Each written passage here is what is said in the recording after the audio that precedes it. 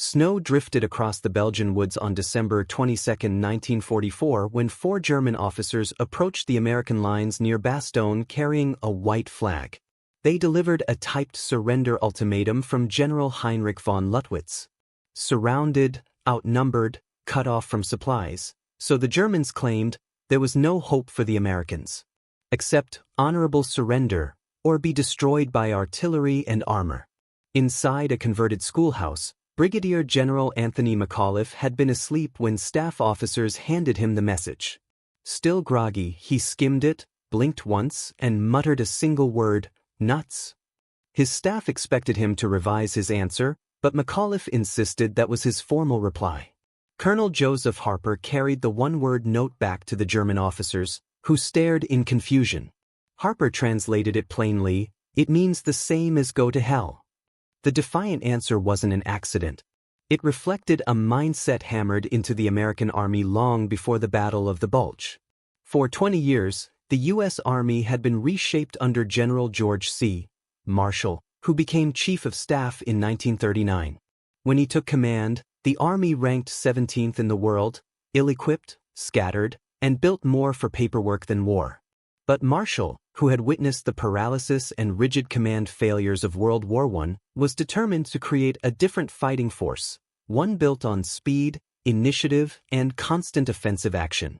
His transformation began earlier at Fort Benning, where he trained a generation of future leaders. Rather than lectures and perfect scenarios, Marshall forced officers to make rapid decisions in the field with little information. If confronted with uncertainty, the correct answer was to act, not wait. A flawed decision executed immediately was better than a perfect decision delivered too late. When Marshall became Chief of Staff, he promoted officers who understood mobility and aggression, Patton, Eisenhower, Bradley, and removed hundreds who couldn't adapt. Army doctrine shifted dramatically. Field Manual 100-5 stated clearly, the offensive was the decisive form of combat. Even in defense, units were trained to counterattack immediately before the enemy could reorganize. American soldiers absorbed this doctrine across North Africa, Sicily, Italy, and France. When things went wrong, they attacked. When surrounded, they attacked. When exhausted or outnumbered, they still attacked. By late 1944, even small units were accustomed to making decisions on their own, without waiting for orders. So when the Germans launched their surprise Ardennes offensive in December, the American response was instinctive. Small units counterattacked at crossroads and villages to slow the German timetable. And in Bastogne, where the 101st Airborne and scattered support units were encircled, the defenders refused to behave like trapped troops. With almost no winter clothing, limited ammunition, and dwindling medical supplies, they still raided German positions, disrupted their artillery, and pushed back every probe. Thus, when the ultimatum arrived, McAuliffe's "nuts" wasn't bravado, it was doctrine. It was the natural reaction of an army conditioned to never surrender momentum. Meanwhile, General Patton's Third Army was already pivoting north. His staff had prepared contingency plans before Eisenhower even ordered the movement. Within hours, tanks, infantry, artillery, and supply columns were streaming toward the battle. Against every expectation, an entire army shifted direction in less than 72 hours, an operational maneuver so fast that even German intelligence believed it impossible. On December 26, Patton's lead elements broke through to Bastogne, opening a narrow corridor into the town. The soldiers inside, instead of collapsing with relief, immediately prepared to resume offensive operations. They had held out not because they were superhuman, but because they were trained to fight exactly that way. McAuliffe's answer became the symbol of this mindset. A simple, almost humorous word that captured decades of deliberate change. An army built to seize initiative, attack first, and refuse surrender even in impossible situations. In the frozen darkness of Bastogne, nuts became more than a reply. It became the definition of how the American army fought and why it survived. American commanders at Bastogne did not yet know the full scale of the German offensive, but they understood enough. This was no local attack. German armor had broken through thinly held sectors, infantry divisions were pouring through the Ardennes, and the weather grounded Allied aircraft. In the first 48 hours, confusion spread across the front. Units were scattered, roads clogged, communications faltered. Yet even in chaos, American doctrine, initiative at the lowest level, kept the front from collapsing.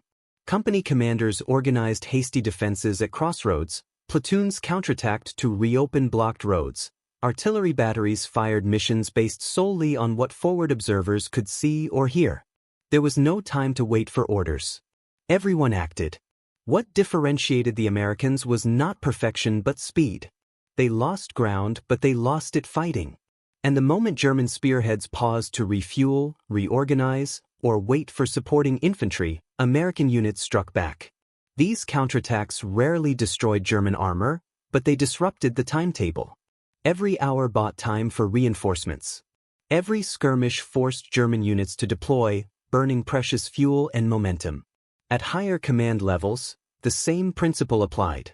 On December 19, Eisenhower gathered senior leaders at Verdun. The situation briefing was grim. German forces had created an 80-mile-wide gap. But instead of panic, Eisenhower saw opportunity. The Germans had committed their reserves, left fortified positions, and exposed their flanks. If the Allies counterattacked swiftly, they could turn the German gamble into catastrophe. Patton's response stunned the room. Asked how soon he could pivot Third Army north, he said 48 hours. Not because it was easy, on paper it was impossible, but because his staff had already drawn up multiple plans. Patton understood Marshall's doctrine better than anyone. Anticipate the next move before it comes, act first, and force the enemy to react. That meant preparing counterattack plans even before being asked. While Third Army moved north, the situation inside Bastogne deteriorated. Supply drops were impossible until skies cleared. Doctors operated without anesthetics. Artillery shells were rationed. Paratroopers slept in foxholes with frozen boots and frost-bitten hands. Yet morale remained strangely high. Soldiers joked about McAuliffe's reply. Some carved nuts into crates. Others scribbled it onto helmets. In the middle of a deadly encirclement, humor and defiance kept spirits alive. German commanders misinterpreted this confidence as desperation. They expected the Americans to break. When additional German infantry divisions arrived and launched coordinated attacks around the perimeter, they encountered something entirely unexpected. Instead of waiting behind defenses, American units surged forward with small counterattacks, squad-level firefights designed to push the attackers back before they could set machine gun nests or bring up mortars. These counterpunches did not aim to destroy entire German battalions. They aimed to disorganize them. And it worked. German after-action reports described the defenders as restless, constantly attacking, and impossible to pin down. Every day the siege continued, the Germans faced a shrinking window. Their offensive depended on speed, and Bastogne was a cork in the bottle. Roads leading through the town were essential for movement toward the Meuse River. Without Bastogne, the entire northern half of the German attack stalled. The 2nd Panzer Division, which had pushed deepest into Allied lines, had outrun its fuel and was forced to halt only miles from the Meuse. Tanks sat idle, their crews pacing in frustration, radios crackling with orders to advance that they could not obey. Meanwhile, in foxholes around Bastogne, paratroopers listened as German loudspeakers attempted to demoralize them with propaganda. Americans, you are surrounded. You have no chance. Why die for nothing? The replies varied, catcalls, laughter, even harmonicas, but the meaning was the same: the defenders would not yield. The turning point began on December 23, when heavy fog lifted. The sky cleared, and for the first time in a week, Allied aircraft roared overhead. P-47 Thunderbolts strafed German columns. C-47 transports dropped bundles of ammunition, food, and medical supplies directly into Bastogne. Paratroopers sprinted across open fields to collect parachute bundles, dodging artillery fire to retrieve crates that meant life or death. One soldier later wrote, "The sky opening saved us more than any division could." But the siege was far from over. German divisions tightened their grip, preparing a coordinated assault to crush the town before Patton arrived. On December 25, Christmas Day, German armor attacked from the east. The assault broke through parts of the American line, and fierce fighting erupted around the village of Marvy. Tanks roared through snow-covered fields. Houses burned. Airborne troops fought room to room. But again, immediate American counterattacks pushed the Germans back before they could consolidate. By nightfall, the perimeter held. Inside Bastogne, despite casualties and exhaustion, the tone remained defiant. Officers rotated units around the line, ensuring no position was held too long.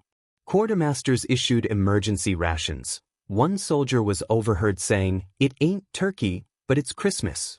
Chaplains held services in basements lit by candles. Even wounded soldiers tried to keep spirits up. One paratrooper with a bandaged leg joked, "If the Krauts want this town, they gotta come take it." By December 26th, the distant rumble of engines signaled something new. Patton's armored columns plowed through mud and ice, forcing their way toward Bastogne under heavy German resistance. At 4:50 p.m., tanks of the 37th Tank Battalion smashed through the final German roadblock and rolled into the town. Bastogne was relieved. For the defenders, there was no triumphant celebration, just brief handshakes, exhausted smiles, and the knowledge that the siege had ended. But the fight was not over. American doctrine dictated the next step: transition from defense to offense immediately.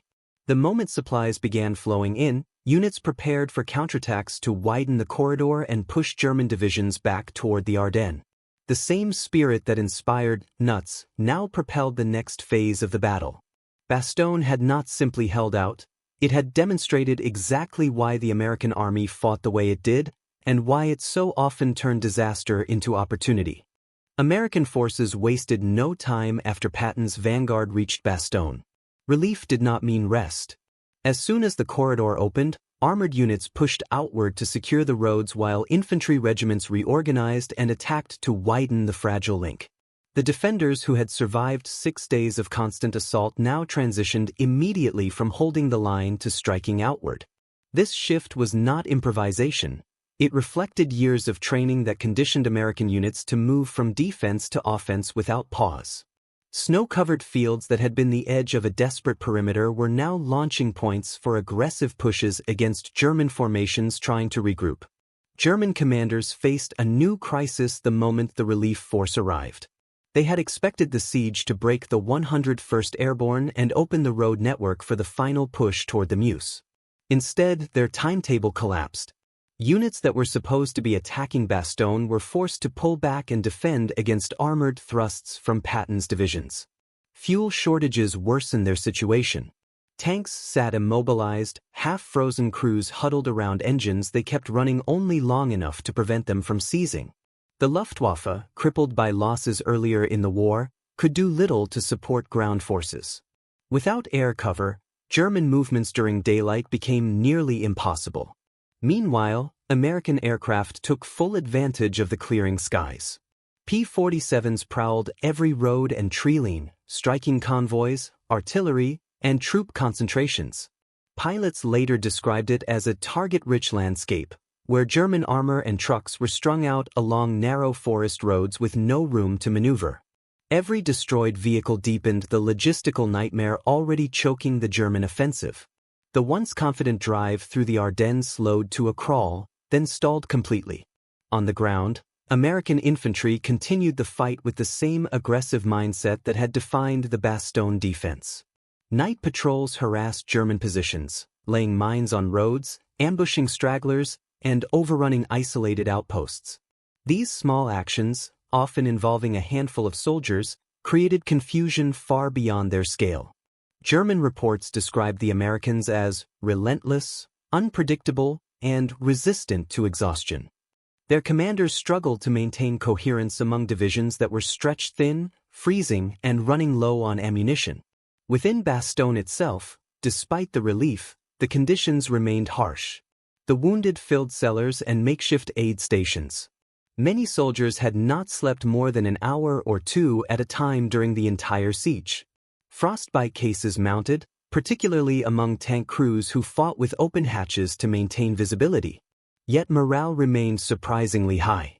Soldiers joked that the Germans had done them a favor by surrounding them, the 101st Airborne would forever be known as the unit that refused to surrender. As the corridor widened, American commanders assessed the broader situation. It was now clear that the German attack had reached its high-water mark. The initial shock had worn off, and Allied units throughout the region were regaining cohesion.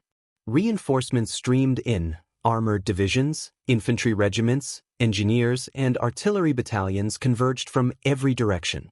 The German plan relied on speed. Without it, their offensive was doomed. The Allies had regained the initiative, and once they held it, they did not let go. German forces attempting to encircle Patton's spearhead found themselves facing determined resistance. American tank destroyers fought from hull-down positions along ridgelines, knocking out Panthers and Mark IVs that tried to seal the breach. Engineers worked under fire to lay corduroy roads across frozen fields, enabling Sherman tanks to bypass destroyed bridges. Artillery units massed fires with remarkable precision, saturating forest edges and crossroads where German units attempted to form defensive lines. The combination of mobility, firepower, and rapid coordination gave American forces a tempo the Germans could no longer match. Even as American units pushed outward, the weather reminded everyone of its power. Snowstorms hammered the region, turning roads into ice sheets and clogging engines. Men marched with frozen uniforms stiff as boards. Rifles malfunctioned in the cold, forcing soldiers to strip weapons barehanded to clean them, often losing feeling in their fingers within minutes. Yet these same conditions hindered German armor even more severely. Frozen fuel lines, lack of winter lubricants, and inadequate clothing turned entire battalions into immobile targets. By early January, the German ambition of driving to the Meuse River had faded into impossibility. Instead of splitting the Allied armies, they fought merely to extract their battered divisions before encirclement. American intelligence intercepted messages revealing panic among German units. Commanders complained of units reduced to half strength, of tanks abandoned for lack of fuel, of infantry exhausted and demoralized. Hitler continued to demand an offensive that no longer existed. Reality had overtaken the plan. The American counteroffensive gathered momentum every day. Patton's divisions drove north while the First Army attacked from the west, squeezing the Bulge from two sides. Villages that had changed hands multiple times fell decisively into American control. German resistance stiffened at points, especially where SS units held ground, but their ability to maintain coordinated operations was collapsing. Every retreat became more disorderly. Every fallback cost them more equipment they could not replace. Within this growing chaos, American units exhibited the same flexibility that had saved them in the early days of the battle. Company commanders adjusted routes on the fly when roads were blocked. Battalion leaders shifted axes of attack based on opportunities revealed only minutes earlier. Artillery batteries moved forward as fast as tanks, sometimes firing from positions captured only hours before. The entire army seemed to operate with a unity of purpose that belied the complexity of the battlefield. Nowhere was the outcome more visible than in the faces of exhausted German prisoners trudging through snow toward American collection points. Many surrendered willingly, knowing the offensive had failed. They saw American supply convoys streaming forward, endless lines of trucks carrying ammunition, food, and reinforcements. They heard the constant drone of Allied aircraft. They understood that the momentum had permanently shifted. The Americans, for their part, were tired but confident. They had reversed a massive enemy offensive, relieved a surrounded division, and begun pushing the enemy back toward their starting positions. The battle had proven not only the strength of American industry and firepower but the effectiveness of a doctrine built on seizing the initiative. The Germans had made their final gamble. And it had failed. As January deepened, the Ardennes was transformed into a frozen graveyard of abandoned armor, shattered villages, and snow-packed roads that twisted through the forest like veins of ice. The once surging German offensive, so confident in its opening days, had slowed to a stagger.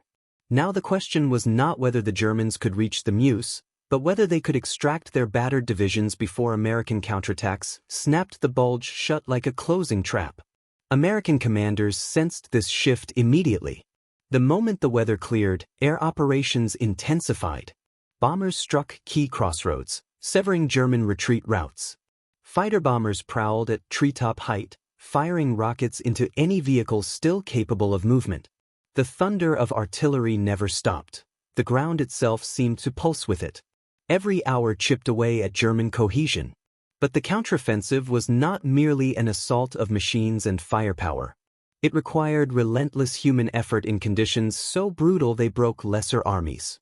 Infantry climbed icy ridges with ammunition boxes strapped to their backs. Tank crews worked through sleepless nights repairing bogged engines by lantern light. Medics waded through waist-deep snow to reach wounded men whose clothing had frozen into rigid shells. The cold punished everyone equally, but American logistics made the difference. Hot rations reached frontline foxholes. Medical supplies arrived in endless convoys. Winter clothing, late but finally present, gave soldiers a fighting chance against temperatures that plunged far below freezing. German forces, by contrast, were running on fumes, literally. Fuel shortages forced officers to abandon tanks in ditches and forests, their crews ordered to fight on foot. Trucks were left where they ran dry. The famed German mobility, the heart of Blitzkrieg, evaporated. Units became static targets in a battle that demanded movement above all else. At the operational level, the American push became a vast, coordinated squeeze. From the north, First Army divisions pressed southward with deliberate strength. From the south, Patton's Third Army drove upward with unbroken momentum. At certain points, the two American thrusts passed within miles of each other, separated only by dense woods where pockets of German soldiers still tried to hold the line. Resistance was inconsistent. Fanatical in one village, non-existent in the next. Some German units fought with suicidal determination, launching last-ditch counterattacks that burned through their remaining fuel and ammunition in hours. Others collapsed the moment American tanks appeared, soldiers dropping rifles and raising their hands in exhausted relief. Patrols often found entire companies sheltering in barns or cellars, huddled around dying fires, too cold and hungry to continue fighting. Many wore mismatched uniforms, gray wool over camouflage smocks, civilian scarves wrapped around helmet straps. Their boots were worn through, their rations gone. When captured, they often asked for food before anything else. American units learned quickly that every farmhouse, every patch of forest, every crossroad might hold a rearguard intent on buying time for others to escape. Combat became a series of violent, sudden eruptions. One moment the forest was silent but for the wind, the next, a machine gun nest would open fire from behind a snow-draped log pile, forcing American squads to fan out, flank, and eliminate it. The fighting was intimate, close, and often over in minutes. As the American pincers closed, Wacht am Rhein, the German offensive began to disintegrate not at the edges but at its core. Commanders reported units missing, battalions reduced to handfuls, radios failing, and artillery running out of shells. Field reports described supply lines in total collapse. Some divisions were fighting with nothing but small arms. Still, the German high command demanded catastrophe be reversed by will alone. Orders came down insisting on no withdrawal, hold at all cost, attack again immediately. Officers on the ground read these commands with disbelief, surrounded by starving men and empty fuel drums. Meanwhile, American coordination improved by the day. Artillery observers, now operating with clearer skies, directed barrages that shattered German assembly areas before attacks even formed. Engineers built temporary bridges over frozen streams, enabling Shermans to roll into positions the Germans assumed were inaccessible. Communication lines, field telephones, radios, even runners, worked with increasing efficiency. The once chaotic Allied defenses were now a unified machine. The tightening American noose squeezed hardest around towns like Huffeleiss, where German forces concentrated in desperate attempts to withdraw east. Columns of vehicles clogged the roads, trucks stuck in the snow, horse-drawn wagons carrying wounded, tanks angled nose to tail with barely a meter of space between them. When Allied aircraft struck these columns, the results were catastrophic. Survivors abandoned vehicles and fled through forests, leaving behind equipment the Germans would never replace. Inside American command tents, Maps showed the Bulge shrinking day by day. What had been a massive protrusion into Allied lines was collapsing inward. Each arrow drawn with grease pencil showed progress, narrowing the widening gap between northern and southern armies. Commanders ordered no pause. Momentum had to be maintained. Fatigue was irrelevant. Weather was irrelevant. Only speed mattered. Across the battlefield, American infantry advanced into villages reduced to rubble. Snowdrifts filled shell craters. Walls that once held families were now blackened skeletons. Soldiers moved house to house, sometimes fighting room to room, other times walking through entire towns without encountering a single German. More often than not, they found evidence of hasty retreats, half-eaten rations, overturned stoves, medical kits abandoned mid-treatment. The human toll mounted. Frozen bodies lay half-buried in snowbanks. Wounded soldiers, both American and German, were found wandering roads in shock, mumbling incoherently, hands frostbitten beyond saving. Medics worked around the clock, often treating enemy soldiers first when their injuries were more severe. The cruelty of the cold did not distinguish between sides. By mid-January, it was clear the German offensive had failed. What remained was an enormous retreat under fire. The Bulge was rapidly being forced back into its original shape. American units that had been overwhelmed in December now advanced through the same forests, fields, and crossroads, but this time as victors, not survivors. Still, the final moments of the campaign were some of the fiercest. German rearguards fought with desperation, especially SS units unwilling to surrender. In these clashes, trees shattered under gunfire, mortars exploded across frozen clearings, and machine guns stuttered from hidden emplacements carved into icy slopes. But their resistance only delayed the inevitable. The trap was nearly closed. And as American forces prepared for the final push, commanders knew the battle was no longer about saving Bastogne or halting the German advance. It was now about ending the last German gamble, completely and irrevocably. By late January, the Bulge that had once threatened to split the Allied armies was collapsing under the weight of American momentum. What had begun as a German surge of armor and ambition was ending as a long, brutal extraction under relentless pressure. Snow still coated the Ardennes in thick, blinding sheets, but now it was crisscrossed with the tracks of American tanks driving east, back into territory the Germans had seized only weeks earlier. American columns advanced with a determination that bordered on mechanical inevitability. Shermans growled forward through villages smashed by artillery, their engines echoing off frozen stone walls. Infantry followed in staggered lines, rifles ready, boots crunching on ice. Engineers cleared mines from crossroads. Machine gun teams covered intersections. Artillery observers climbed what remained of church towers to spot targets dotted across the white landscape. The German retreat was everywhere and nowhere at once. Some units withdrew in loose formations, trying to maintain cohesion. Others dissolved entirely, leaving scattered groups of soldiers who fought when cornered and ran when they weren't. What had once been a single thrust into Allied lines was now a tattered collection of battle groups trying desperately to reach the safety of the German frontier. The greatest obstacle to their escape was the terrain itself. The Ardennes forests, which had cloaked their December advance, now hindered their January withdrawal. Roads were jammed with traffic. Vehicles without fuel were abandoned by the dozens.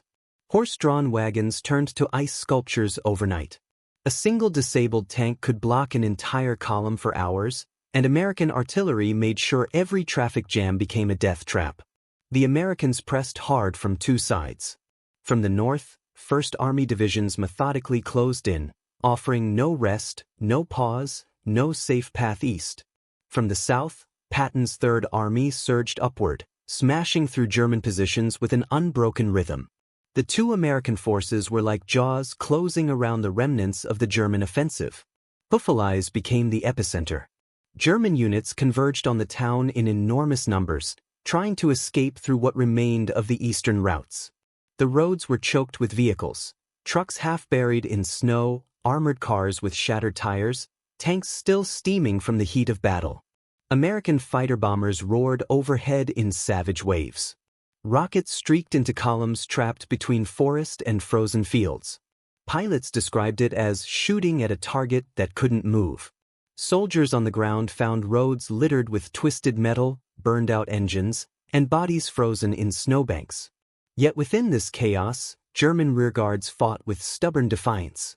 SS units in particular maintained disciplined resistance, counterattacking at choke points to allow their comrades to escape. These were not coordinated offensives. They were desperate holding actions fought with dwindling ammunition and failing equipment. American battalions pushing forward frequently encountered these bitter pockets of resistance: machine gun bursts from stone barns, mortars hidden in tree lines, Panzerfaust teams crouched behind rubble. Close quarters fighting became the final expression of the battle. Soldiers exchanged fire across courtyards, traded grenades over snow-covered walls, and fought through rooms blown open by artillery.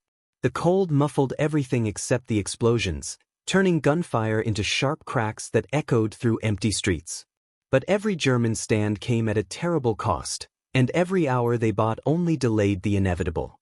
By January 14th, American patrols moving north and south were only miles apart. The Bulge had shrunk dramatically on every map. The once grand German salient was reduced to a narrow corridor, barely wide enough to sustain an organized retreat. Commanders ordered their divisions forward with a single mantra: close the gap. German soldiers felt the pressure acutely. Many had been marching for days, their boots cracked, their coats stiff with frost. Some dragged wounded comrades on makeshift sleds made from doors or fence rails. Others abandoned their weapons entirely, their faces hollow from hunger and exhaustion. American units occasionally found entire groups surrendering without a fight, men who had simply reached the end of their endurance. But just as often, a single machine gun nest or a desperate SS platoon held up an entire battalion for hours.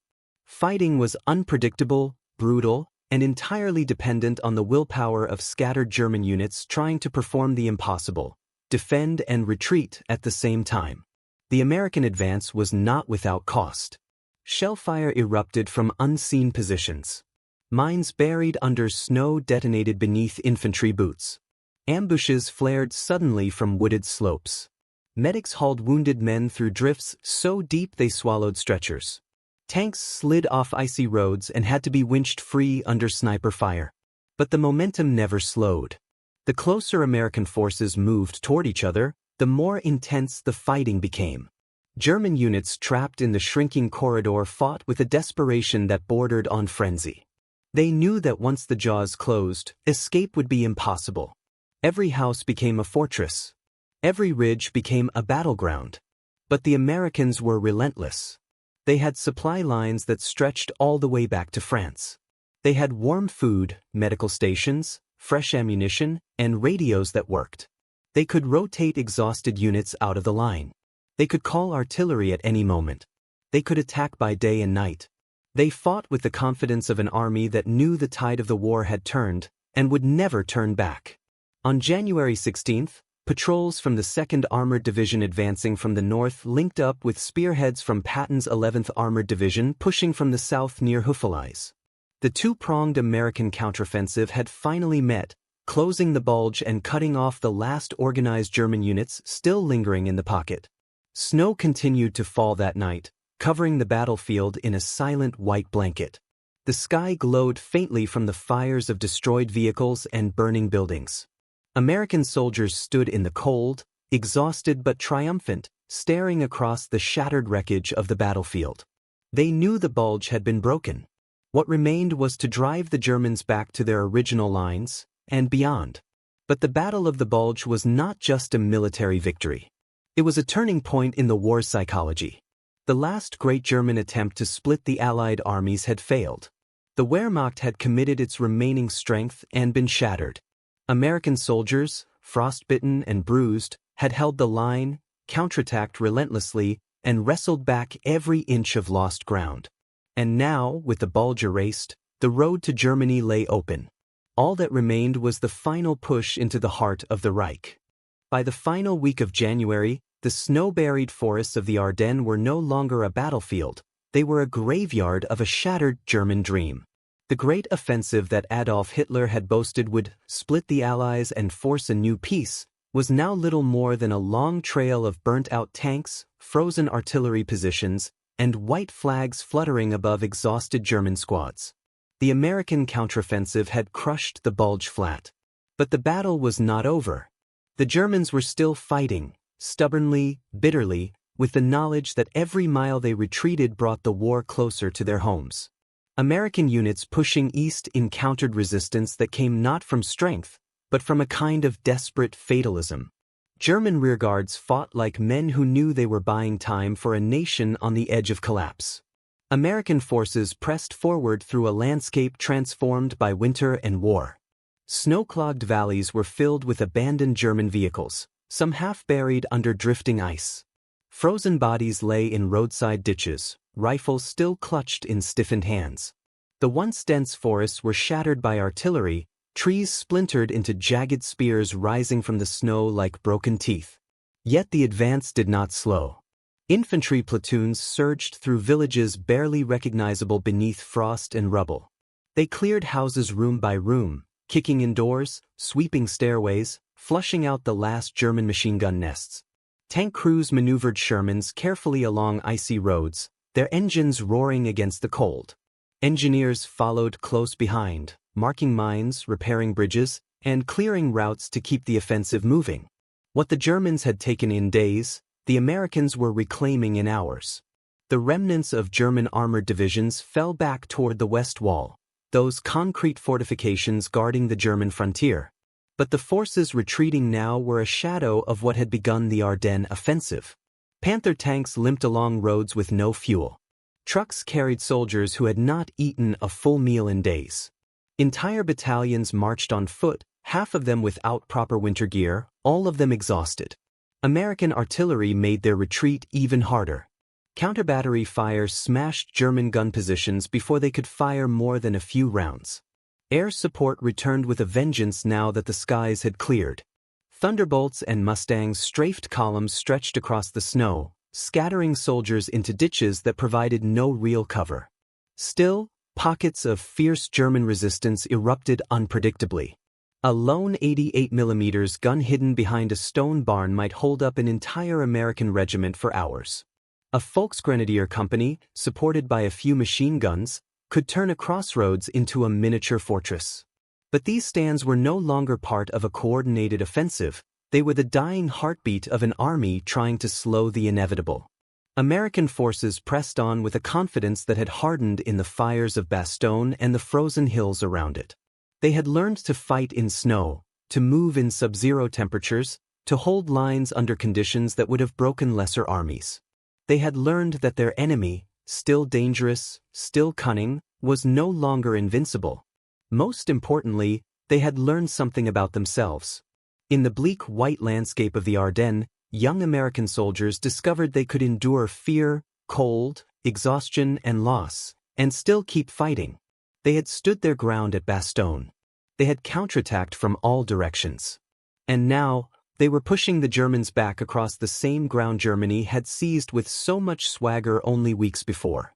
By the end of January, American armored spearheads reached their original front lines. The Bulge was gone. The map looked almost exactly as it had looked on December 15th. But the men who now stood on those lines were not the same. Across the trenches and shattered forests, the final German units continued to fall back toward the Siegfried Line. But their retreat carried a new, unmistakable undertone. They knew the next phase of the war would not be fought in Belgium or Luxembourg, it would be fought on German soil. Their homeland was now exposed. Their hope of negotiating a separate peace had died in the snow.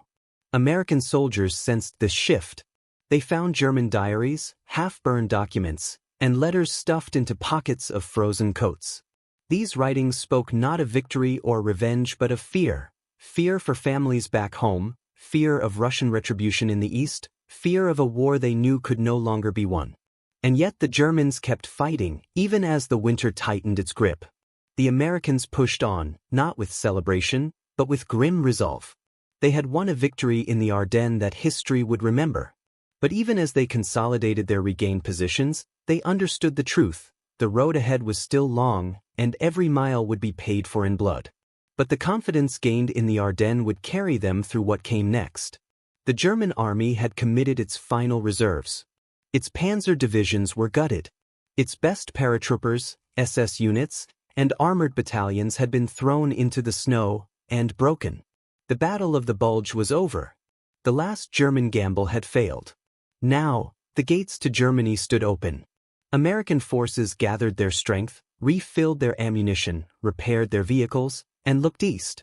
They knew what the coming weeks would bring: river crossings through fire, urban battles in German towns, counterattacks from whatever the Wehrmacht could scrape together. But they also knew something Germany now understood too late. The United States Army would not stop. Not in the cold. Not when surrounded. Not against tanks or artillery or storms or surprise. Not even when the enemy demanded surrender. They had proved it at Bastogne. They had proved it across the frozen hills of the Ardennes. And soon, they would prove it on the doorstep of the Reich itself. Winter was fading, but the final march to victory had only just begun.